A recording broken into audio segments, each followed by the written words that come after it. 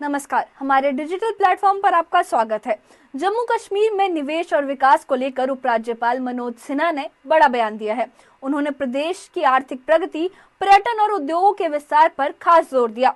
लेकिन क्या निवेशकों का भरोसा बढ़ा है? क्या नए सेक्टर्स में भी संभावनाएं खुल रही है?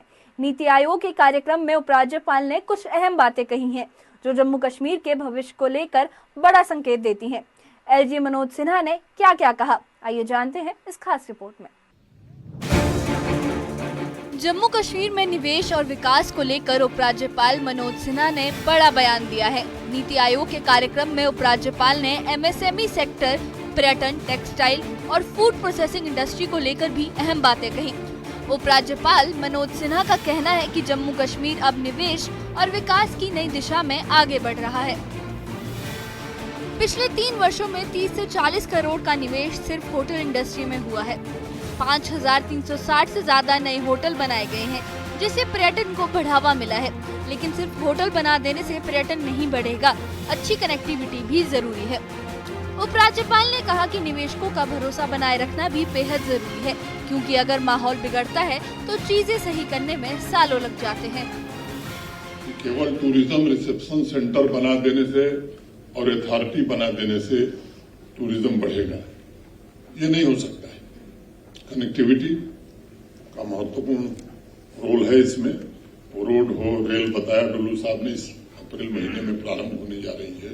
एयर कनेक्टिविटी हो, ये सब डिजिटल कनेक्टिविटी, इन सभी क्षेत्रों में जम्मू कश्मीर अब आगे बढ़ गया है। लेकिन जब तक प्राइवेट प्लेयर्स या प्राइवेट सेक्टर आकर के इन्वेस्टमेंट नहीं करेगा और उसके अनुकूल हमारी मानसिकता, पॉलिसी और क्रियान्वयन तीनों नहीं होगा, तो मैं समझता हूं कि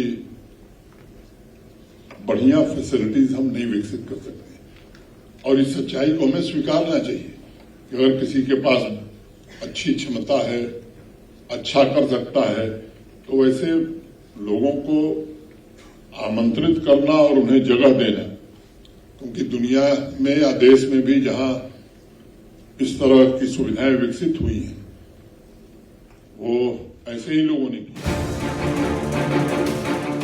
उपराज्यपाल ने ये भी कहा कि एमएसएमई सेक्टर जम्मू कश्मीर की अर्थव्यवस्था को मजबूत करने में अहम भूमिका निभा सकता है। प्रदेश में 7 लाख एमएसएमई यूनिट्स हैं। इनमें से 5 लाख माइक्रो एंटरप्राइजेस हैं, जो 11 लाख लोगों को रोजगार दे रहे हैं। लेकिन अभी भी प्रदेश की जीडीपी में एमएसएमई का योगदान सिर्फ 8% है, जो नेशनल एवरेज से काफी कम है। उपराज्यपाल का कहना है कि एमएसएमई सिर्फ इन्वेस्टमेंट का मामला नहीं, बल्कि ये जम्मू कश्मीर के उज्जवल भविष्य की कुंजी है। समझता हूँ कि ये एक ऐसा रिफॉर्म है जो सिर्फ स्विट्जरलैंड ही नहीं, बल्कि हमारे देश में भी, किसी भी देश में, किसी भी क्षेत्र में एमएसएमई सेक्टर के ओवरऑल ग्रोथ के लिए आवश्यक है। और इसलिए आज ये समय की जरूरत है, आवश्यकता है। एमएसएमई सेक्टर में भी सभी स्टेक होल्डर्स के बीच संवाद गहरा हो, जो आज हो रहा है। रिफॉर्म्स निरंतर हों, डिजिटल ट्रांसफॉर्मेशन कंप्लीटली किया जाए, पॉलिसी मेकर और एंटरप्रेन्योर्स पार्टनर की तरह काम करें। उपराज्यपाल ने ये भी कहा है कि शांति और स्थिरता ही विकास की असली कुंजी है। अगर माहौल अच्छा होगा तो निवेश अपने आप बढ़ेगा। उन्होंने ये भी कहा कि अब जम्मू कश्मीर को बदमाशों के लिए नहीं, बल्कि उद्यमियों के लिए जाना जाना चाहिए। प्राइवेट सेक्टर को आगे आकर निवेश करना होगा, ताकि रोजगार के नए अवसर पैदा हो। बेहतर सड़क और रेल कनेक्टिविटी भी बेहद जरूरी है। उपराज्यपाल ने पड़ोसी देश पर भी निशाना साधते हुए कहा कि अब वो दौर नहीं रहा जब कोई जम्मू कश्मीर को भारत से अलग करने की सोचे। उन्होंने साफ कहा कि अब सोच बदलनी होगी कि जम्मू कश्मीर में सिर्फ टूरिज्म से विकास होगा। हमें उद्योग, टेक्सटाइल और एमएसएमई सेक्टर को भी आगे बढ़ाना होगा।